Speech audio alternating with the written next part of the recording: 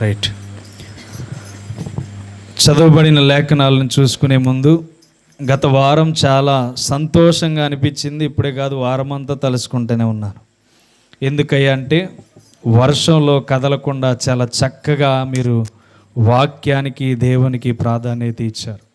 అందుకే దేవుడు మిమ్మల్ని బహుజ్ఞానంతో నింపునుగాక.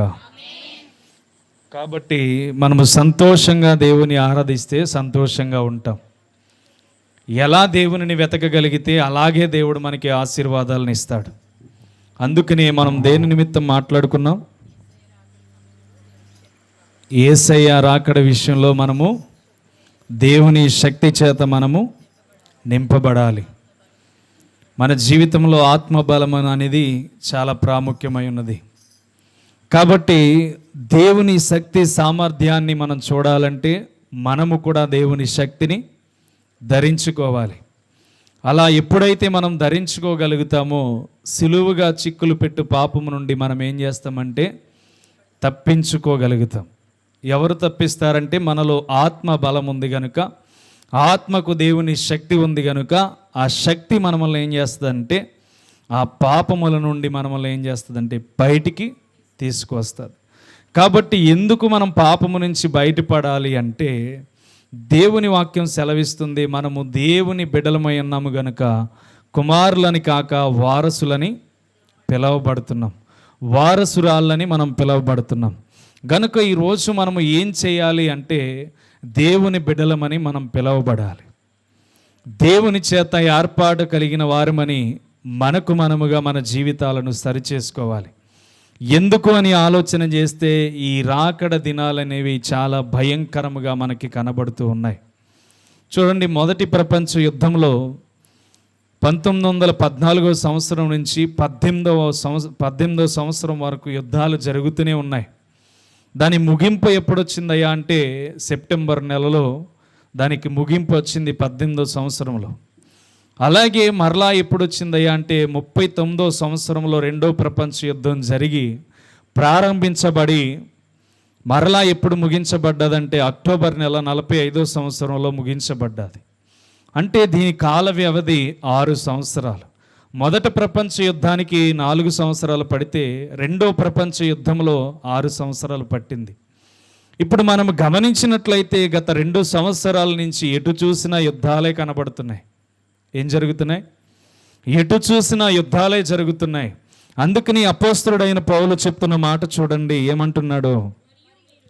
మరియు మీరు కాలమును ఎరిగి నిద్ర మేల్కొను వేళ అయినది తెలుసుకొని అలాగూ చేయుడి.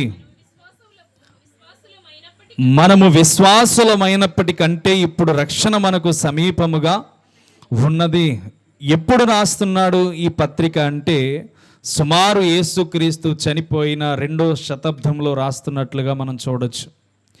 2వ శతాబ్దంలో ఈ వాక్యం, ఈ యొక్క లేఖనాలు రోమీలకు రాస్తున్నట్లుగా మనం చూడొచ్చు.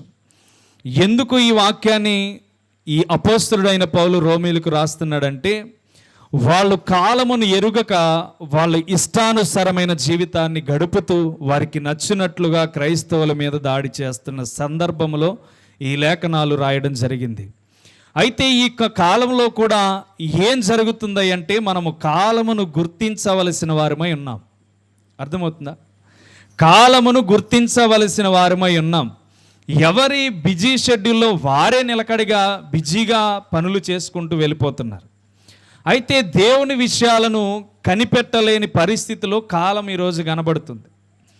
ఈరోజు మనం చూసినట్లయితే ఏ టెక్నాలజీ చాలా డెవలప్మెంట్ చేసింది మానవుల్ని.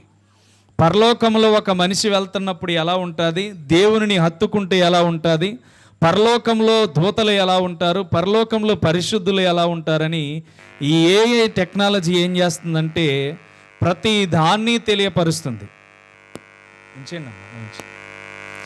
ప్రతి దాన్ని తెలియపరుస్తుంది. కాబట్టి ఈరోజు మనం చేయవలసింది ఏంటంటే కాలమును గుర్తించాలి. ఏం చేయాలి? కాలమును గుర్తించాలి. అందుకనే గత వారం వాక్యం అయిపోయిన తర్వాత మీకు కొన్ని విషయాలు ఇక్కడ తెలియజేశాను. ఏం తెలియజేశాను? దేవుడు తన ప్రణాళికను ఏర్పాటు చేసే కాలంలోనికి మనం వచ్చేసాం. దేవుడు తన ప్రజలైన వారిని తన దగ్గరికి సమకూర్చుకోవడానికి ఏర్పాటైపోతున్న దినాల్లోనికి మనం వచ్చేసాం. కాబట్టి ఈరోజు మనం ఏం గుర్తించుకోవాలి అంటే, మనము ఏం చేస్తున్నాం అనేది గుర్తించుకోవాలి, దేవుని కొరకు ఎలా నడుస్తున్నాం అనేది గుర్తించుకోవాలి, దేవుని యొక్క చిత్తాన్ని చేస్తున్నామా లేదా అని గుర్తించుకోవాలి. ఎందుకని అయ్యా అంటే, మనము కాలములో ఉన్నాము. ఏ కాలంలో ఉన్నాం? దేవుని రాకడ కాలంలో ఉన్నాం. అర్థమవుతుందా? కాబట్టి ఇప్పుడు మనం చేయవలసింది ఏంటంటే, మన కష్టాల మీద దృష్టి కాదు, మన అప్పుల మీద దృష్టి కాదు, మన బాధల మీద దృష్టి కాదు, మనకు వచ్చే సమస్యల మీద దృష్టి కాదు, అసలే పరలోకమందు నేను నిలబడి ఉన్నానా అనే దృష్టి మనకు కావాలి. ఎందుకని నేను అత్తమాటు పరలోకం గురించి మాట్లాడుతున్నాయా అంటే, అది ఎంతో శక్తి కలిగిన ప్రాంతం, వెలుగులతో కూడిన పట్టణం, బంగారముతో నింపబడిన పట్టణం. ఏ బంగారం కోసమైతే ఎంత పెరిగిపోయిందో అంత పెరిగిపోతుందని మాట్లాడుకుంటున్నామో, ఈ లోకంలో ఆ లోకంలో అయితే కాళ్ళ కింద వేసి తొక్కడానికి రాజ్యాలను దేవుడు కట్టాడు. దేవునికి స్తోత్రం. అందుకని మనం ఏం చేయాలంటే, ఈ లోక రాజ్యాల కోసం మనం ఆలోచన చేయకూడదని వాక్యం సెలవిస్తుంది. అందుకని మీరు కాలము నెరిగి నిద్ర మేల్కొన సమయమైంది. ఈరోజు మనం నిద్ర మేల్కొను సమయం ఏంటయ్యా అంటే, పరిశుద్ధ పట్టణము కోసం ఆలోచించవలసిన దినాలు వచ్చేసినాయి. పరిశుద్ధ పట్టణం కొరకు మనం ఎలా చేరాలనే ఆలోచన మనలోనికి రావలసిన దినాలు వచ్చేసినాయి. ఇప్పుడు అలా ఉండాలి ఇలా ఉండాలని కాదు, మన భవిష్యత్ అనేది మనము సరి చేసుకోవాలనే విషయం మనకు తెలియాలి. అర్థమవుతుందా? కాబట్టి ఈ రోమీలకు రాస్తూ అపోస్తలుడైన పౌలు అంటున్నాడు, అయ్యా ఇదిగో మీరు నిద్ర మేల్కొని వేళ అయింది, కాలము అతీతమైపోయింది, మీరు ఒక రాజ్యానికి బానిసలు, లేకపోతే మిమ్మల్ని చంపేవారు ఎక్కువైపోయారు, మిమ్మల్ని తునీకరించేవారు ఎక్కువైపోయారు, మిమ్మల్ని బాధ పెట్టేవారు ఎక్కువైపోయారు అని చెప్పి ఆనాడు క్రైస్తవులకి నిద్ర మేల్కోండి అని చెప్పి అపోస్తలుడైన పౌలు రాస్తున్నాడు. ఈరోజు మనం నిద్ర మేల్కోవాలా, నిద్ర మేల్కోకూడదా? చెప్పండి, ఎంతమంది నిద్ర మేల్కొని ఉన్నారు? దేవుని శక్తి కోసం పోరాటం ఎంతమంది చేస్తున్నారు? దేవుని బలాన్ని ధరించుకోవడానికి ఎంతమంది పోరాటం చేయగలుగుతున్నారు? చూడండి, ఈరోజు రాత్రి వాక్యం ప్రకటించారు, మరలా నాన్నగారికి బాగాలేదు కనుక రేపు 2 సర్వీసులు చూసుకోవాలి. ఎక్కడి నుంచి శక్తి వస్తుంది? ఎక్కడి నుంచి బలం వస్తుంది? ఎక్కడి నుంచి వాక్యాన్ని నెతుక్కుని చెప్పగలను అంటే, నేను కనబడితే చెప్పలేను కానీ దేవుడు కనబడితే చెప్పగలడు. అర్థమవుతుందా? మీరు ఏ విషయం గురించి నేర్చుకోవడానికి వచ్చారో దేవుడు మిమ్మల్ని బట్టే ఈ సమయమందు మాట్లాడతాడు. రేపటి దినమున వారి సర్వీసులను బట్టి వారు ఏ ఆలోచనతో వస్తున్నారో వాళ్ళతో దేవుడు మాట్లాడతాడు.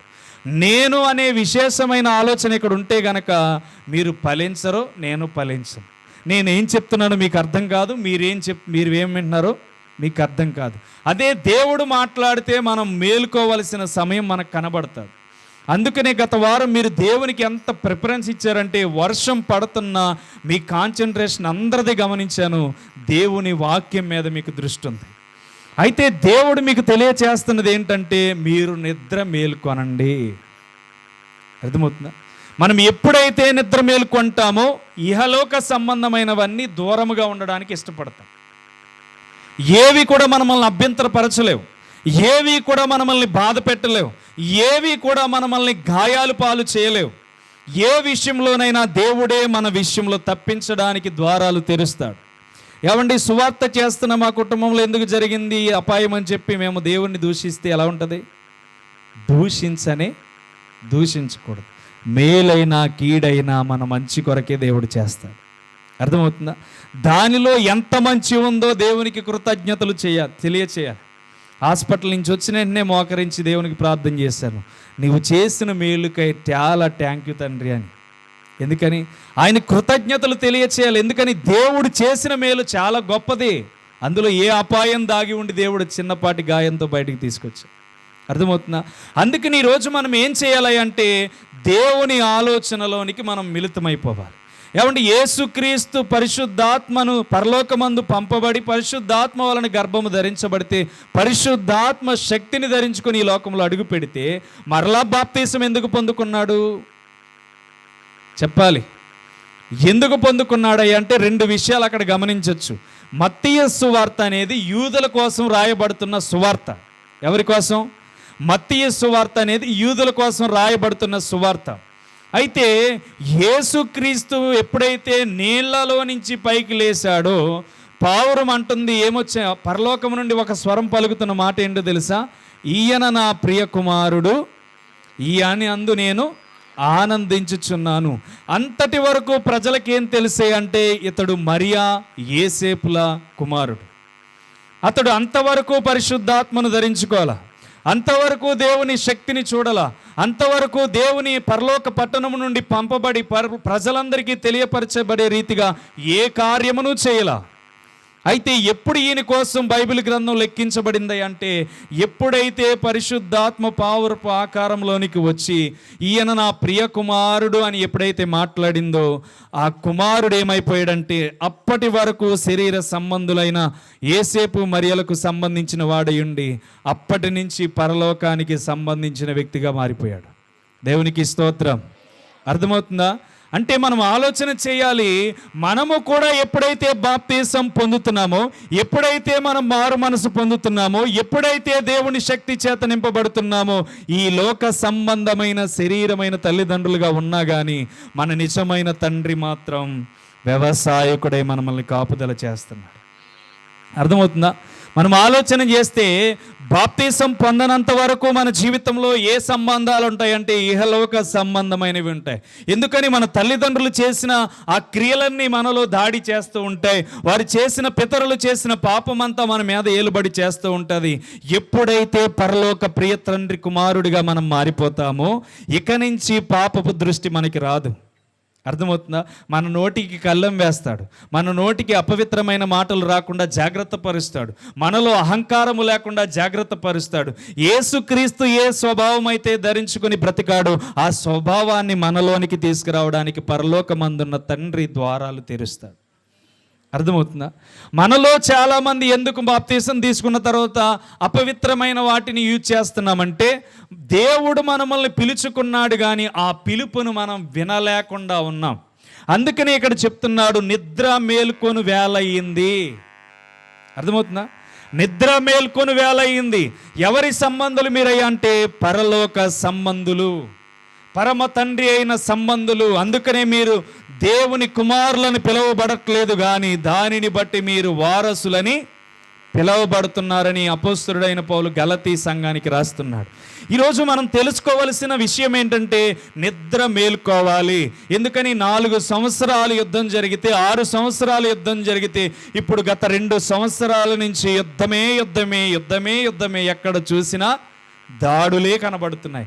ఏం ప్రేరేపించబడుతుంది అంటే కొన్ని సంవత్సరాల్లో 3వ ప్రపంచ యుద్ధం అంటే ప్రభు రాకడ కొరకై సిద్ధపాటు అనేది జరుగుతుంది. అందుకనే మనం ఇప్పుడు చేయవలసింది ఏంటి అంటే నిద్ర మేల్కొని దేవుని కొరకు ఎదురు చూడవలసిన వారమై ఉన్నాం. అర్థమవుతుందా? మీరు ఎప్పుడు వచ్చేవాళ్ళు కనుక మీ జీవితంలో దేవుని యొక్క వెలుగును చూడడానికి ప్రయత్నం చేయండి, దేవుని శక్తిని చూడడానికి ప్రయత్నం చేయండి. దేవుడు ఏ మెలకువలు ఇస్తాడంటే నీవు ఎప్పుడైతే బాప్తీసం పొందుతావో పరిశుద్ధాత్మ నీలోనికి చేర్చబడుతుంది. అర్థమవుతుందా? పరిశుద్ధాత్మ నీలోనికి చేర్చబడుతుంది. బాప్తీసం పొందిన ప్రతి ఒక్కరిలో పరిశుద్ధాత్మ ఉంటుంది. అయితే ఆ పరిశుద్ధాత్మను మనము గుర్తించాలి. అర్థమవుతుందా? పరిశుద్ధాత్మను పొందుకోవడం కాదు, పరిశుద్ధాత్మను ఎప్పుడైతే కావాలని ఆశపడుతూ వాళ్ళు వెతుకుతున్నారో పరిశుద్ధాత్మ మేడగదిలో వాళ్ళ మీదకి ప్రత్యక్షత అయింది. అర్థమవుతుందా? వాళ్ళు అందరూ 120 మంది ఆసక్తితో ఎదురు చూస్తున్నారు. ప్రభువా మా యొద్దకు రా, మా మీదకి రా, మమ్మల్ని శక్తితో నింపు, మమ్మల్ని బలముతో నింపు, నీ కృపతో మమ్మల్ని ఆశీర్వదించు అని చెప్పి ఎప్పుడైతే వాళ్ళు మరిచిపోయి ఆ మేడగదిలో ఆరాధన చేస్తున్నారో అప్పుడు వాళ్ళు పరిశుద్ధాత్మ శక్తి చేత నింపబడి అన్య భాషలతో మాట్లాడినట్లుగా వాక్యం సెలవిస్తుంది. అయితే ఈరోజు మనం చేయవలసింది ఏంటంటే మనలో ఆసక్తిని పురుకొల్పుకోవాలి. అంతే కదా? మనలో ఆసక్తిని పురుకొల్పుకోవాలి. మనం ఏదైనా పని చేయాలి, ఒక ఇల్లు కట్టాలనుకుంటున్నాం. ఇల్లు కట్టాలనుకుంటున్నప్పుడు అది కట్టే వరకు మనకు మనశ్శాంతి ఉండదు. ఎందుకని ఆ ఇల్లు కట్టాలి, అందులో ప్రవేశం జరగాలి, అందులో సుఖముగా పడుకోవాలి, ఆనందించాలి, బిడ్డలతో సంతోషంగా సాగాలి అని ఆలోచన చేస్తాం. అలాగే మన జీవితం అనే విషయం కోసం మనం ఏం చేయాలంటే మనశ్శాంతి లేకుండా దేవుని కొరకు వెతకాలి. మనశ్శాంతి లేకుండా దేవుని కొరకు ఎప్పుడైతే వెతుకుతామో దేవుడు మనకి మనశ్శాంతిని అనుగ్రహిస్తాడు. అర్థమవుతుందా? అందుకని మనం చేయవలసింది ఏంటి అంటే కాలమును గుర్తించండి, కాలమును ఎరగండి, కాలములో ఏం జరుగుతుందో చూడండి. జరుగుతున్న కాలానికి జరుగుతున్న రోజులకి చాలా వ్యత్యాసం కనబడుతుంది. ఎందుకని? ఈ యొక్క జ్ఞాని అయిన సొలొమోను అంటాడు, ప్రసంగి 3వ అధ్యాయం 1వ వచనంలో అంటాడు, ప్రతి దానికి ఏముందంట? సమయము కలదంట. నువ్వెంత ప్రయత్నం చేసినా ఏది జరగదు, నువ్వెంత పరుగులు పెట్టినా ఏది జరగదు. నువ్వు అది చెయ్యాలి, ఇది సంపాదించాలి, దీన్ని నేను ఎలాగైనా నేను ఇంత ఉన్నతమైన స్థాయిలోనికి వెళ్ళాలి అని అనుకుంటే గనక అది జరగదు. ఎప్పుడు జరుగుతుంది అంటే ప్రతి దానికి సమయం ఉంది. అమ్మ చదువు. ఆకాశము కింద ప్రతి ప్రయత్నమునకు సమయము కలదు అని చెప్తున్నాడు. చాలా అర్థమవుతుందా? అక్కడ చదువుకుంటూ వెళ్తే చాలా విషయాలు సంబోధిస్తూ ఉంటాడు ప్రసంగి అయిన సొలొమోన్. చూడండి, ఇక్కడ అర్థమవుతున్న విషయం ఏంటంటే ప్రతి దానికి సమయం ఉంది. నువ్వెంత కష్టపడతావో, ఎంత ప్రయత్నం చేస్తావో దాని వలన నీకు ఏది కలగదు. నువ్వెప్పుడైతే దేవుని విషయంలో నువ్వు నలిగిపోతూ ఉంటావో, శ్రమ పడుతూ ఉంటావో, ఇబ్బంది పడిపోతూ ఉంటావో, ప్రభువా ప్రభువా అని చెప్పి ఎంతగా నీ పశ్చాత్తాపముని దేవునికి తెలియచేస్తావో అంతగా దేవుడు నీతో కలిసి ఉండడానికి ఇష్టపడతాడు. అర్థమవుతుందా? మీరు ఎన్ని వాక్యాలు వినండి, ఈ రాకడ విషయంలో రాకడ వాక్యం అనేది మనము చాలా పురుకొలుపుతుంది. రాకడ విషయంలో రాకడల గురించి మనం తెలుసుకోకపోతే మనము ఎత్తబడే గుంపుకు చేరడం చాలా కష్టం, పరిశుద్ధ పట్టణంలో చేరడం చాలా కష్టం. అందుకనే ఈ అపోస్తలుడైన పౌలు ఈ కాలంలో మనకి తెలియజేసేది ఏంటి అంటే నిద్ర మేల్కొను సమయం అయింది.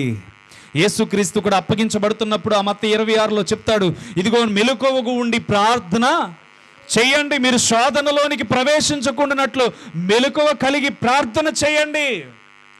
ఇదిగో సమయం వస్తుంది, నన్ను ఒకరు పట్టుకోవడానికి రాబోతున్నారు, నా కోసమైనా ప్రార్థించండి అంటే వాళ్ళు నిద్రపోయి ఆ గుర్రక పెట్టి నిద్రపోతున్నారు. అందుకని వాళ్ళకి ఏం అర్థం అవ్వలేదంటే యేసుక్రీస్తు పడుతున్న వేదన, యేసుక్రీస్తు పడుతున్న బాధ, యేసుక్రీస్తు పడుతున్న పశ్చాత్తాపము దగ్గరుండి చూపించాలనుకున్నాడు. కానీ వాళ్ళు నిద్రకి స్థానం ఇస్తే ఆ రోజు ఆయన పడుతున్న కన్నీటి బాధని వారు చూడలేకపోయారు. అందుకని వాళ్ళు యేసుక్రీస్తు గురించి తెలుసుకోవడానికి ఆయన చనిపోయిన తర్వాత 40 రోజులు అప్పుడు సమయం దొరికింది వాళ్ళకి. ఈరోజు దేవుడు మనల్ని నిద్ర మేలుకోమన్నాడు. ఏ నిద్ర మేలుకోమన్నాడు? కాలము రాకడకు దగ్గర పడుతుంది. దగ్గర పడుతున్నప్పుడు యేసుక్రీస్తు అనే స్వభావం నీలో నాలోనికి ప్రత్యక్షం అవ్వాలి. యేసుక్రీస్తు అనే అనుభవాలు నీలోనికి నాలోనికి రావాలి. ఈరోజు భయంకరమైన లోకాన్ని చూస్తాం. ఎక్కడ మడితే అక్కడ ఘోరాతి ఘోరముగా ఎంత భయంకరంగా చేస్తున్నారంటే మనుషుల మీద మానవత్వం లేకుండా చెడిపోయింది. ఈరోజు ఒక స్త్రీని 5గురు పట్టుకుని ఏం చేశారో తెలియదు, దారుణంగా ఆమెను బహిరంగంగా ఇబ్బంది పెట్టి మరలా వీడియోలు తీసి బయట అప్లోడ్ చేసేసారు. అంటే ఎంత భయంకరో! మానవత్వం చనిపోయింది, మానవత్వం లేదు. ఇంట్లో ఆడపెట్టుందని ఆలోచన ఎవరికీ లేదు. ఎక్కడికి వెళ్తుందంటే కాలం దేవునికి కోపం రెప్పించే కాలానికి వెళ్తుంది. దేవునికి కోపం పుట్టించే రోజులు కనబడుతున్నాయి. ఏ మనిషి కూడా దేవునికి ప్రాధాన్యత ఇవ్వని రోజులు కనబడుతున్నాయి. చూడండి, ఒక దైవజనుడు కొన్ని వేల మందిని రక్షించే వ్యక్తి చిన్న మల్లెపూల కోసం మాట్లాడినందుకు అతని మీద ఎన్ని దాడులు జరుగుతున్నాయి చూడండి. ఎన్ని అపవిత్రమైన మాటలు మాట్లాడుతున్నారో చూడండి. ఏమంటే దేవుడు తీర్పు తీర్చొద్దంటే సేవకులే అతనికి తీర్పు తీరుస్తున్నారు ఈరోజు యూట్యూబ్లో. ఎంత భయంకరమైన రోజులు! ఎవరు నీకు దేవుడు చెప్పాడా తీర్పు తీర్చమని? అతడు కొన్ని వేల మందికి, కొన్ని లక్షల మందికి, ఎంతోమంది జీవితాలకు వెలుగును చూపినవాడు. ఆయన ఒక్క మల్లెపూల కోసం మాట్లాడితే ఆయన కోసం యూట్యూబ్ అంతా హల్చల్ చేస్తుంది. మణిపూర్లో బట్టలు తీసి ఊరంతా రోడ్డంతా ఊరేగించారయ్యా అంటే ఆ రోజు ఎవడు మాట్లాడే 78 రోజుల వరకు. ఈరోజు ఒక క్రైస్తవుడు దేవుని సేవ చేస్తూ అనేక వేల మందిని రక్షిస్తున్నాడంటే అతని మీద పడి బురద జల్లినట్లుగా సేవకులు కూడా ఈరోజు బురదలు జల్లుతున్నారు. దేవుడు ఊరికే అలాంటి వారిని విడిచిపెట్టడం, ఎవరి తీర్పు వారికి ఉందని దేవుడు చెప్తున్నాడు. అందుకని ఈరోజు జరుగుతున్న విపత్తులు చూడండి. సేవకుల మీద దాడులు, క్రైస్తవుల మీద ఇబ్బందులు, చర్చి జరుగుతున్నప్పుడు వెళ్ళి లోపల దాడి చేస్తున్నట్లుగా కనబడుతున్నాయి. ఎందుకు ఇవన్నీ జరుగుతున్నాయి అంటే క్రీస్తు రాకడలో మనుషులు శ్రమలు అనుభవిస్తారు. క్రీస్తు రాకడ విషయంలో నిజమైన క్రైస్తవుడు అనేవాడు కష్టాలు పాలవుతాడు. నిజమైన క్రైస్తవుడు అనేవాడు దేవునికి ఎంతో రుణస్థుడై ఉన్నాడు గనుక వాడు శ్రమల పాలకు దేవుడే అప్పగిస్తాడు. ఆ శ్రమలన్నీ తట్టుకున్నప్పుడే వాడు ఎత్తబడే గుంపులో చేర్చబడే రీతిగా దేవుడు తనని స్వీకరిస్తాడు. అర్థమవుతుందా? ఈరోజు సుఖముగా ఉండే ప్రాణం రేపొద్దున కష్టాలు పడచ్చు. ఈరోజు సంతోషంగా వాక్యం వినే మనము కొన్ని దినాల తర్వాత వాక్యం వినే అవకాశం కోల్పోవచ్చు. ఎందుకు ఇవన్నీ జరుగుతాయి? ఎవడిష్టం వచ్చినట్టు వాడు మాట్లాడుతున్నాడు. ఈరోజు రాజ్య అధికారాలు వాళ్ళ చేతిలోకి వెళ్ళబోతున్నాయి. ఇవన్నీ ఏం జరగబోతుంది? కాలాన్ని గమనించండి. బాప్తీసం పొందిన మనం ఎలా ఉండాలి? దేవుని కొరకు ప్రతిష్ఠించబడిన వారిగా ఉండాలి. దేవుని కొరకు ప్రత్యేకించబడిన వారిగా ఉండాలి. దేవుని విషయంలో తల తాచుకొని ప్రతి విషయంలో ఆయన సందర్భాలను కనుక్కునే రీతిగా ఉండాలి. ఎందుకని? దేవుడు కాలం నెరగమన్నాడు. ఎందుకని? దేవుడు చెప్పాడు. ఏం చెప్పాడు? మోషేని విడిపించడానికి ఇశ్రాయేలు ప్రజలను ఏర్పాటు చేసుకున్నాడు. దానియేలు ప్రార్థన ద్వారా ఆ 70 సంవత్సరాల చెరలో ఉన్న వారిని దానియేలు ప్రార్థన ద్వారా కనుక్కొని విడిచిపెట్టడానికి దేవుడు కొంతమందిని ఏర్పాటు చేసుకున్నాడు. ఇప్పుడు ఆ ప్రజలందరినీ ఏర్పాటు చేసుకోవడానికి యెహెజ్కేలు గ్రంథం 38వ అధ్యాయం 8వ వచనం చూడండి ఏం మాట్లాడుతున్నాడు.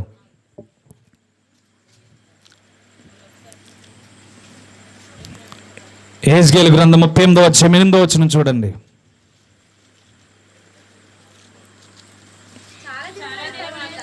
చూడండి, చాలా దినములైన తర్వాత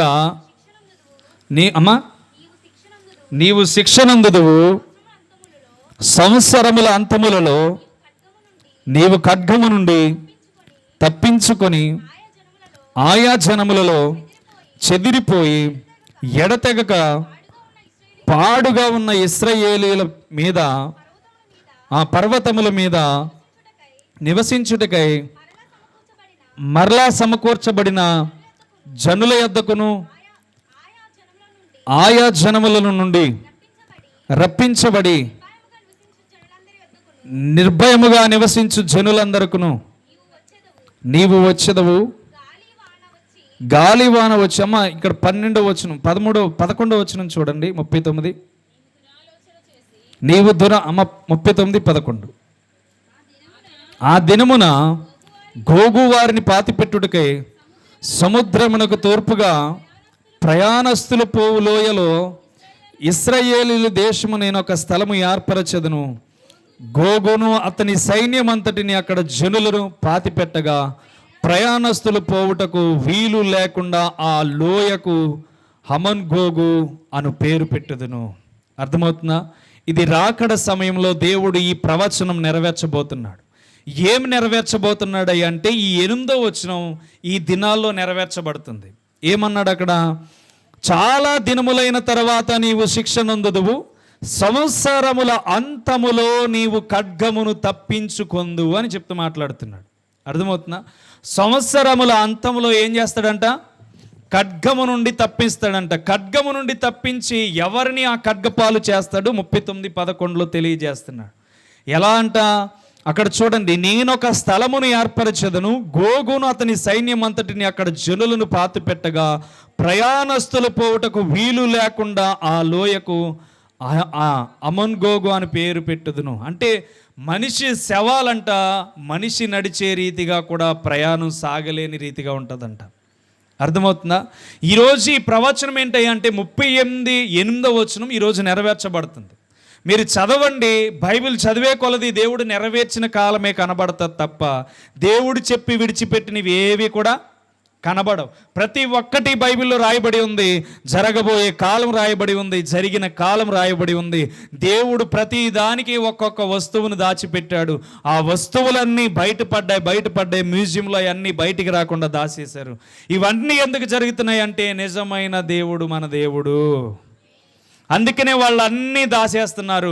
ఇంకా ప్రపంచం ఎక్కువైపోద్ది. ఇతని కోసం నిజాలు తెలిసిదే ఇవన్నీ భయంకరంగా బయటకు వస్తే అందరూ క్రైస్తవులు అయిపోతారని అవన్నీ మ్యూజియాలలో పెట్టి ఒక భద్రముగా దాన్ని ఏర్పాటు చేశారు.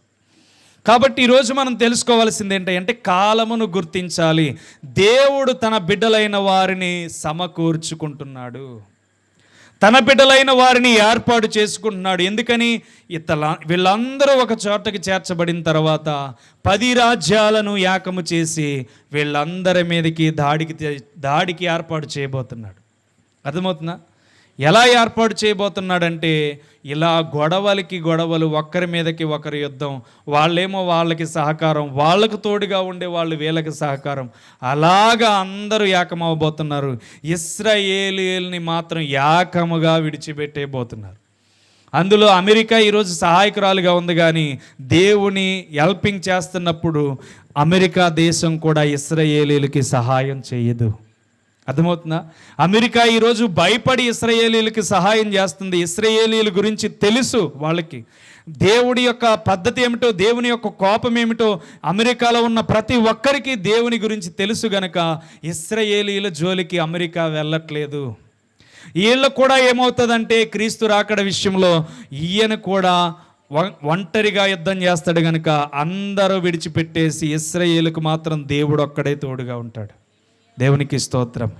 ఇవన్నీ ఎప్పుడు జరుగుతాయి?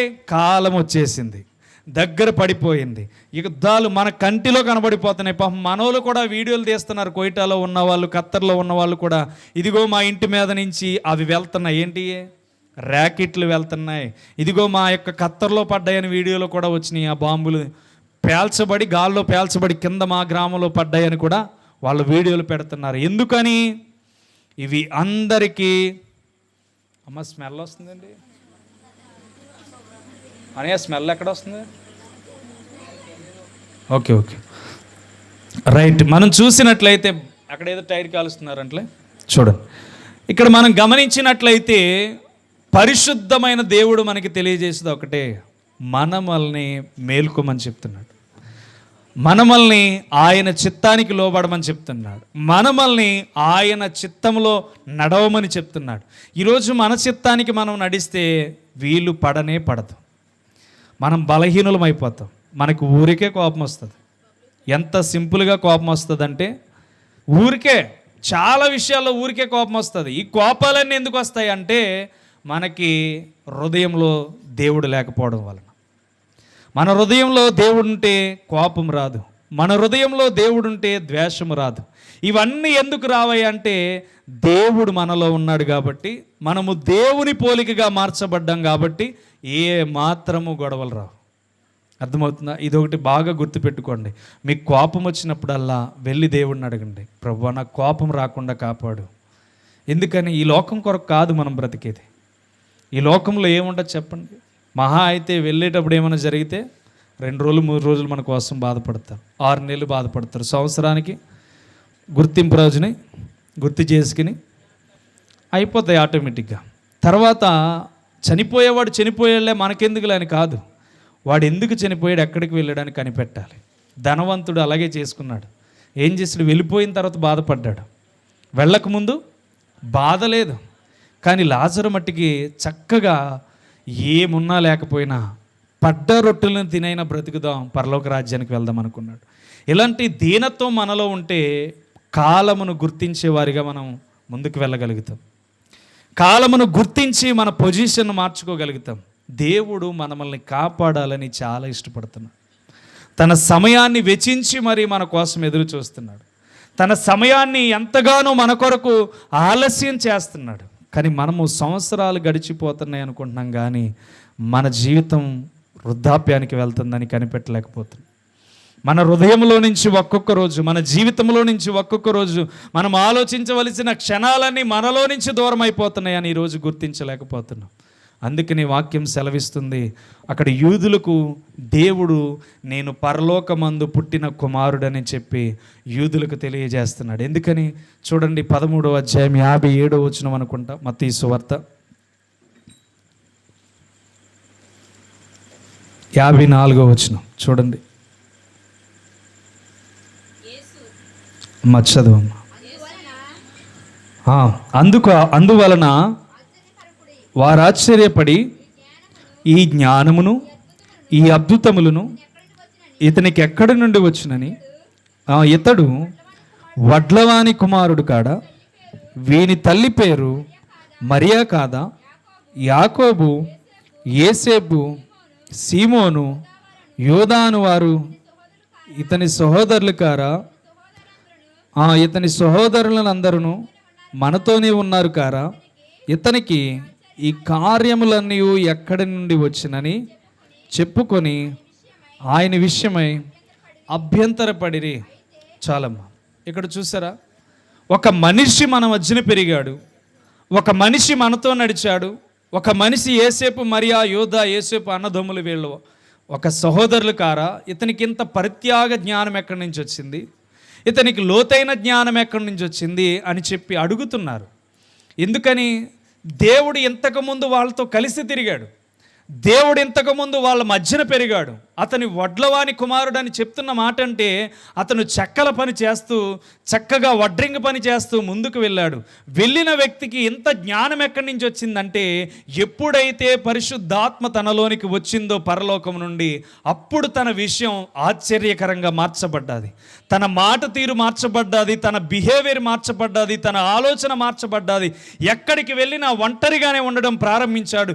ఎక్కడికి వెళ్ళినా అందరితో కలిసి తిరిగేవాడు, దేవాలయంలో అందరితో తన జ్ఞానాన్ని వ్యక్తపరిచేవాడు. చిన్నప్పటి నుంచి ఏ జ్ఞానం అయితే వ్యక్తపరిచి ప్రజలందరితో మాట్లాడేవాడు. తర్వాత తన పరిశుద్ధాత్మను పొందుకున్న తర్వాత తన రెట్టింపు జ్ఞానం ఎక్కువైపోయి నడుస్తున్నప్పుడు, గుడ్డను ముట్టుకుంటున్నప్పుడు ఆశ్చర్య కార్యములు చూసి వీళ్ళందరూ అంటున్న మాట ఏంటో తెలుసా? ఇతడు మన మధ్యన పెరిగిన వాడు కాదా అని చెప్పి మాట్లాడుతున్నారు. అర్థమవుతుందా? ఈరోజు మనము అందరి మధ్యన పెరిగిన వారమే, కానీ మనకు ఒక డిఫరెంట్ లైఫ్ ఉండాలి. ఎప్పుడైతే బాప్తిసం పొందామో మనలో ఉన్న విషయాల గురించి ఇతరులు తెలుసుకోవాలి. మనలో ఉన్న దేవుని యొక్క కృపను మనం తెలుసుకున్న రీతిగా ఎలా అయితే తెలుసుకున్నామో ఆ కృపను కూడా బయట వాళ్ళు తెలుసుకునేలాగా మన ప్రవర్తన ఉండాలి. అందుకని వాళ్ళు మాట్లాడుతున్న మాట, వీడు మన ముందు పెరిగాడు, వీడికి అన్నదమ్ములు యోధ వాళ్ళు ఉన్నారు, వీడు మన మధ్యన సంచరించి వీడికి ఎంత జ్ఞానము, ఆశ్చర్యపడిపోతున్నారంట, అభ్యంతరాలు పడుతున్నారంట. అంటే అభ్యంతరాలే పడుతున్నారంటే అతనికి ఎంత శక్తి వచ్చేసిందో చూడండి. ఈరోజు మనకి కూడా పరమందున్న దేవుడు ఆ శక్తి ఇవ్వడానికి ఇష్టపడుతున్నాడు. అందుకని గత వారం మీకు శక్తిని ధరించుకోండి దేవుడు అంటే మనకి తెలుస్తాడు. అందుకని ఆ శక్తిని మనం ధరించుకోగలిగితే దేవుని అభిప్రాయాలు మనకు కనబడతాయి. నీకోసం ఎంతమంది మాట్లాడుకున్నా ఏమి అభ్యంతరమేమి ఉండదు. ఎందుకో తెలుసా? నీవు దేవుని శక్తి చేత నింపబడ్డావు. ఎవరేమనుకున్నా వీళ్ళందరూ తీర్పు తీర్చరు, ఎవరు నిన్ను ఇబ్బంది పెట్టినా వీళ్ళందరూ తీర్పు తీర్చరు. మరెవరు తీర్పు తీరుస్తారు? పరమందున్న దేవుడు నిన్ను కుమారుడిగా మార్చుకున్నాడు, నిన్ను కుమార్తెగా మార్చుకున్నాడు, తన బిడ్డగా పరిశుద్ధాత్మను నీలోనికి పంపించాడు. గనుక ఆ పరిశుద్ధాత్మను ఎప్పుడైతే నువ్వు గుర్తించగలుగుతావో ఆ గుర్తించబడిన పరిశుద్ధాత్మ నీ క్యారెక్టర్ని డిజైన్ చేసి లోకానికి పరిచయం చేస్తుంది. అర్థమవుతుందా? ఈరోజు నేను ఒక తీర్మానం తీసుకుని మీ మధ్య ప్రకటించాలనుకున్నా. అయితే ఈ సందర్భంలో ప్రకటించడానికి ఇష్టపడుతున్నా. ఎందుకు అని అంటే, ఇంతవరకు నేను శనివారం ఆదివారం ప్రార్థనలో ఉంటూ ప్రతి ఉదయము సాయంత్రము దేవునితో గడుపుతూ ఉండేవాడిని. అయితే దేవుడిచ్చిన ప్రేరేపణ ఏంటంటే సంపూర్ణమైన సేవకు రమ్మని దేవుడు నన్ను ఎప్పుడో పిలిచాడు. కానీ కొన్ని విషయాలు నన్ను అభ్యంతరపరిచినాయి, కొన్ని విధానాలు నన్ను అభ్యంతరపరిచినాయి. నేను చేసే వృత్తి నాకు కొంచెం అవసరతల కోసం పనిచేయడం ప్రారంభించబడింది. అయితే ఈ వృత్తిని అంతటిని త్వరలో విడిచిపెట్టబోతున్నా. ఎందుకనంటే దేవుడు నాకు ఇచ్చిన వాగ్దానం పట్ల ఇక నా పరిచర్య కోసం పరుగు పెట్టాలి. మీలాగా వాక్యం వినాలని ఎంతోమంది ఆసక్తి కలిగి ఉన్నారు. ఇక నేను పనుల మీద పెట్టుకుంటే ఈ రాకడ సమయంలో నేను విలువైన వర్తమానం మీకు అందించలేను. మీకు విలువైన వర్తమానం అందించాలంటే ఇంతమందిగా కూడి నన్ను నమ్ముతున్నారు, దేవుడు నాలో ఉన్నాడని విశ్వసించి దేవుడు మీతో మాట్లాడుతున్నారని వస్తున్నారంటే ఇంకా మరింతకి రాకడ సమయంలో మరింతగా మిమ్మల్ని దేవుని వైపు నడిపించడానికి దేవుడు నాకు తలంతునిచ్చాడు. అందుకనే కొన్ని పనులు ఒప్పుకున్నాను. ఆ పనులన్నీ కంప్లీట్ అయిపోయి ఇచ్చిన మాటను నెరవేర్చేసి ఇక నుంచి పరిపూర్ణమైన సేవలోనికి అడుగు పెట్టబోతున్నాను. ఈ విషయం కోసం మీరందరూ ప్రార్థన చేయండి. ఎందుకని? దేవుడు శక్తినిచ్చాడు, కానీ ఆ శక్తిని ఉపయోగించడంలో 2 రోజులు మాత్రమే వినియోగిస్తున్నాను. ఏదో కాలక్షేపానికి ఉదయం సాయంత్రం ప్రార్థన చేస్తున్నాను, కానీ అస్తమాను వాక్యాన్ని 8 నెలలు ధ్యానించినప్పుడు నాలో బలం అనేది చాలా విపరీతంగా పనిచేసేది. కానీ ఈరోజు పని చేస్తున్న బలము మీకు వాక్యాన్ని అందించగలుగుతుంది, కానీ నన్ను మరింతగా రెట్టింపులోనికి తీసుకువెళ్ళట్ల. అందుకని దేవుని యొక్క ఉన్నతమైన కృపలో ఇచ్చిన మాటలు నెరవేర్చి ఇంకా సంపూర్ణంగా లోకాన్ని విడిచిపెట్టి దేవుని కొరకు బ్రతకాలని ఆశపడుతూ ఈ తీర్మానం తీసుకున్నాను. కాబట్టి మీరు కూడా నా కోసం ప్రార్థించాలి. ఎందుకంటే సేవ కోసం ప్రార్థన చేసేవాళ్ళు సేవకుడి ఫలాన్ని, నీతిమంతుల కోసం ప్రార్థన చేసేవాళ్ళు నీతిమంతుల ఫలాన్ని పొందుకుంటారు. కాబట్టి ఈ వాక్యాన్ని మీకు ఎందుకు చెప్తున్నానంటే, మనము నిద్ర మేలుకొని సమయం అయింది. నా మీద పెట్టిన బాధ్యతను నేను నెరవేర్చడానికి సిద్ధపడ్డాను. మీ మీద పెట్టుకున్న బాధ్యత దేవునికి ఉంది. మీ మీద పెట్టుకున్న బాధ్యత మీకు అవకాశముగా మార్చుకొని ఈరోజు మీరేం చేయాలంటే స్థిరపరవలసిన వారే ఉన్నారు. విశ్వాసులు ఎక్కువగా ఏది ఆలస్యం చేయొద్దు. ఏం ఆలస్యం చేస్తున్నావంటే, సమయం ఉందని విశ్వాసుడికి గురిపెడుతూ మనుషుల్ని మబ్బి పెట్టేవాడు సాతానుడు. అయితే దేవుడు మన కాళ్ళ క్రింద పెట్టాడంట. ఎవరిని? సాతానుని మన కాళ్ళ క్రింద పెట్టాడు. మరి ఇప్పుడు మనం ఏం చేయాలి? మీకు ఆల్రెడీ చెప్పాను, ఏం చేయాలి? చితక త్రొక్కడానికి మనం ప్రయత్నం చేయాలి. అందుకనే దేవుని వాక్యం సెలవిస్తుంది, ఇతడు మనతో పాటు జీవించిన వాడే కానీ ఇతడిలో ఇంత అద్భుతమైన కార్యాలు ఎక్కడి నుంచి వచ్చినాయి, ఇతడికి ఇంత గొప్ప పేరు ఎక్కడి నుంచి వచ్చింది, ఇతడికి ఇంత ఆశ్చర్య కార్యాలు ఎక్కడి నుంచి వచ్చినాయి. కుంటివారు నడుస్తున్నారు, మోగవారు మాట్లాడుతున్నారు, చెవిటి వారు వినగలుగుతున్నారు. ఇతని బలమంతా మన మధ్యన పెరిగి ఇతడికి అంత అద్భుతంగా ఇంతటికి ఎప్పటికప్పుడు ఎలా వచ్చేసిందంటే, యూదులందరూ అభ్యంతర పడిపోయి ఆయన్ని అపహేళన చేశారు తప్ప ఎక్కడి నుంచి వచ్చింది ఈ శక్తి అని ఆయన ఆరా తీయలేకపోయారు. ఈరోజు నువ్వు కూడా తెలుసుకోవాల్సింది ఏంటో తెలుసా? నీలో ఉన్న శక్తిని దొంగలిస్తున్న అపవాదిని దూరపరచాలి. నీలో ఉన్న శక్తిని అపవాది ఏ రీతిగా అయితే దొంగిలిస్తున్నాడో దాన్ని దూరపరచగలగాలి. ఎప్పుడైతే మనము దాన్ని దూరపరచగలుగుతామో, ఇదిగో వాక్యం సెలవిస్తుంది చూడండి. యోహాను సువార్త 5వ అధ్యాయం 24వ వచనం చూడండి. యోహాను సువార్త 5వ అధ్యాయం 24వ వచనం చూడండి. నా మాట విని నన్ను పంపిన వాని యందు విశ్వాసముంచువాడు నిత్య జీవము గలవాడు, వారు తీర్పులోనికి రాక మరణములో నుండి జీవములోనికి దాటి ఉన్నాడని మీతో నిశ్చయముగా చెప్పుచున్నాను. అర్థమవుతుందా? నా మాట విని నన్ను పంపిన వాని యందు విశ్వాసముంచువాడు నిత్య జీవము గలవాడు అని చెప్తున్నాడు. అంటే ఎవరు పంపారు? యేసుక్రీస్తు మాట్లాడుతున్నాడు. నన్ను పరలోకమందున్న తండ్రి పంపాడు. నా మాట నమ్మినవాడు ఏమవుతాడంట?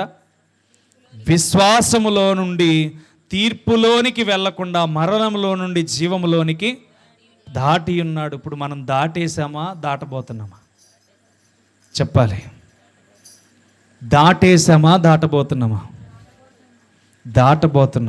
దాటబోతున్న మనము మరణంలో ఉన్నామా, జీవంలోనికి వెళ్ళబోతున్నామా? ఆలోచన చేయండి. మరణంలోనూ ఉంటే తీర్పులోనికి వెళ్ళిపోతాం. జీవంలోనికి వెళ్తే మనం ఏమవుతాం? చెప్పాలి. దేవునితో ఉండగలుగుతాం. అందుకనే దేవుడు చెప్తున్నాడు ఈ రోమీలకు రాస్తూ ఆ 12వ వచనంలో చూడండి. రాత్రి చాలా గడిచి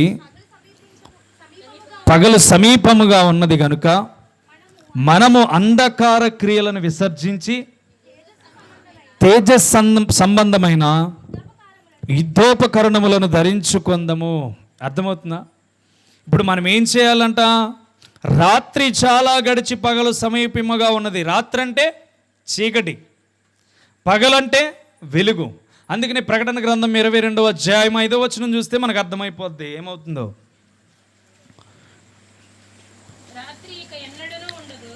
రాత్రి ఇక ఎన్నడూను ఉండదు, దీపకాంతి అయినను సూర్యకాంతి అయినను వారికక్కరలేదు. దేవుడే ప్రభువే వారి మీద ప్రకాశించును, వారు యుగయుగములు రాజ్యము చేయుదురు. అర్థమవుతుందా? దేవుడు చెప్తున్న మాట ఇక్కడ అపోస్తలుడైన పౌలు ద్వారా, రాత్రి చాలా గడిచి పగలు సమీపముగా ఉన్నది గనుక మనము అంధకార క్రియలను విసర్జించి తేజ సంబంధమైన యుద్ధోపకరణములను ధరించుకొందుము. అంటే రాకడ కోసం ఈ అపోస్తలుడైన పౌలు ముందుగానే గమనించి రాస్తున్న లేఖనం. మనము లోతైన మర్మాలను చదవగలిగితేనే అర్థమవుతుంది. ఏదో పైన చదవగలిగితే మనకి అర్థమవదు. అందుకనే రాత్రి అంటే మనం ఈ రాత్రిని లెక్కేస్తాం.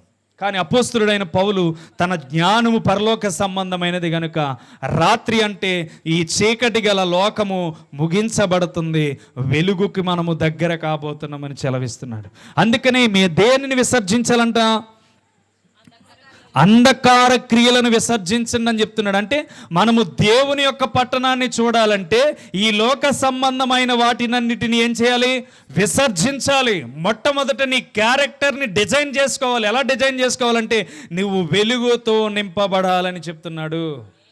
అందుకనే యోహాను సువార్త 1వ అధ్యాయం 3వ వచనంలో 4వ వచనంలో మాట్లాడుతున్న మాట, ఆయనలో జీవముండెను, ఆ జీవము మనుషులకు వెలుగయుండెను, ఆ వెలుగు చీకటిలో ప్రకాశించుచున్నది గాని చీకటి దానిని గ్రహింపకున్నది.